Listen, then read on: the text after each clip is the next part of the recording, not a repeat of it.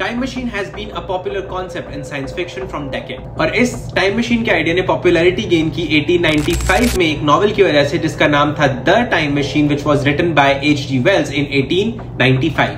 1895 से फरवरी 2024 तक कई ऐसी थ्योरीज आई जिन्होंने थ्योरेटिकली ये बात तो प्रूव की कि टाइम ट्रेवल थ्योरेटिकली पॉसिबल है, लेकिन उनमें से एक भी थ्योरी ये बात प्रूव नहीं कर सकी अभी तक कि is time travel really possible practically. लेकिन रिसेंटली इन मार्च 2024 एक साइंटिस्ट ने यह क्लेम किया है कि he has come up with a theory जिससे वो टाइम ट्रेवल पॉसिबल कर सकते हैं।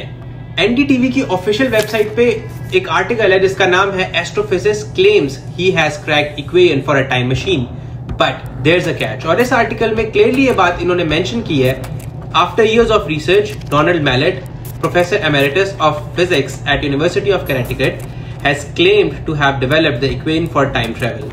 Notably, the astrophysicist's obsession with time travel and its equation is rooted in his childhood.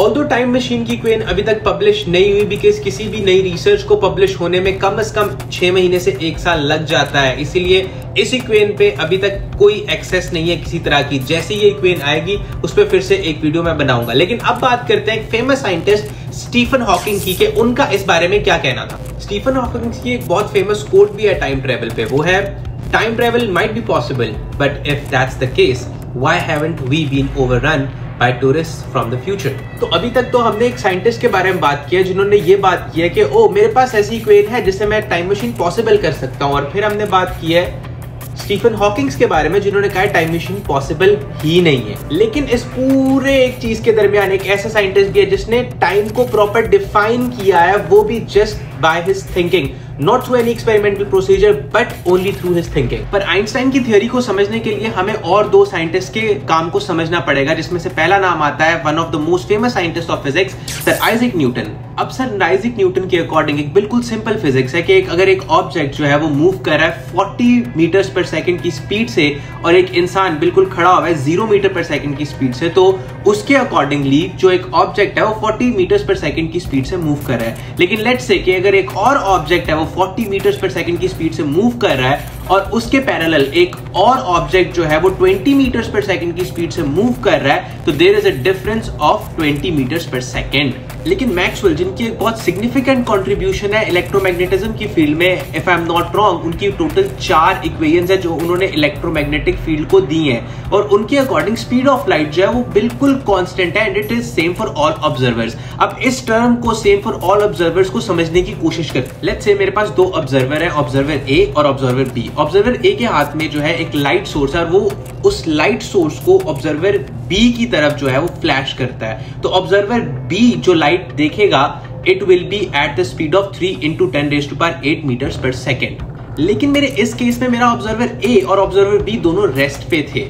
पर क्या होगा अगर ऑब्जर्वर बी जो है वो 3 × 10⁸ की ही स्पीड से जो है लाइट की तरफ मूव कर रहा है, तो फिर क्या होगा? So now many of you might be thinking that okay, my observer B is moving at the speed of 3 × 10⁸, and my light source is also striking and approaching that person with the speed of 3 × 10⁸. तो हमारे जो final speed हो जाएगी light की वो हो जाएगी 6 × 10⁸, which is not possible because speed of light is same regardless of the observer. सब observers को speed of light एक ही नजर आती है।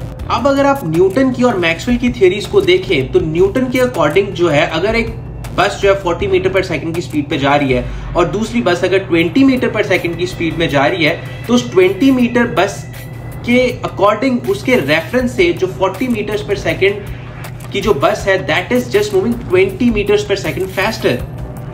But according to Maxwell speed of light is constant regardless of the observer.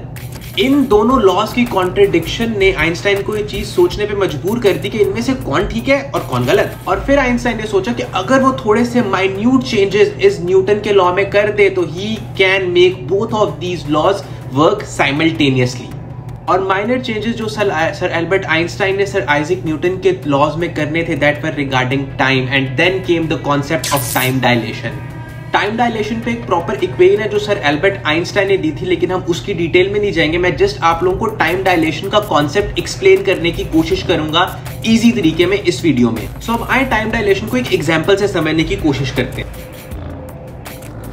तो इधर आप इस सिनेरियो में अपनी स्क्रीन के ऊपर देख सकते हैं, जब जैक और जिल दोनों के दोनों एक ही कंडीशन में है, जब दोनों की इन्वायरमेंट बिल्कुल सेम है, तो मूविंग क्लॉक पे आप टाइम देखें तो टाइमिंग बिल्कुल इक्वल है, एग्जैक्ट सेम है, बिकॉज दोनों एक ही इन्वायरमेंट में है। और अभी कंप्यूटर स्क्रीन पे आप देख सकते हैं कि टाइम जो है 8 सेकेंड्स काउंट कर रहा है उनके 1 राउंड ट्रिप का।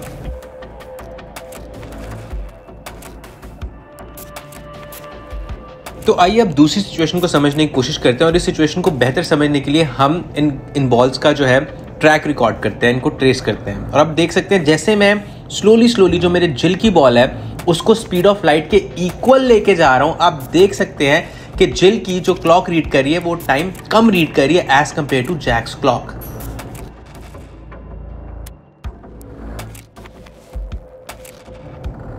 एंड बाय द एंड आप लोग डिफरेंस देख सकते हैं कि Jack's clock reads 19.55 seconds whereas Jill's clock reads 5.97 seconds. तो ये था टाइम डिलेशन का कॉन्सेप्ट, जो कि ये बात प्रूव कर रहा था कि अगर कोई भी object speed of light attain कर लेता है तो उस ऑब्जेक्ट के लिए जो टाइम है वो डिक्रीज हो जाता है एज कंपेयर टू वो वाला ऑब्जेक्ट जो कि बिल्कुल नॉर्मल स्पीड से मूव कर रहा है। आई hope this video was helpful. Next video में उन लोगों के बारे में बात करने की कोशिश करेंगे जिन लोगों ने एक क्लेम तो किया कि they are time travellers but they suddenly disappeared, और अभी किसी को भी नहीं पता कि वो लोग कहां हैं। तो I hope this video was helpful. मिलते हैं अगली वीडियो के साथ। Take care, bye.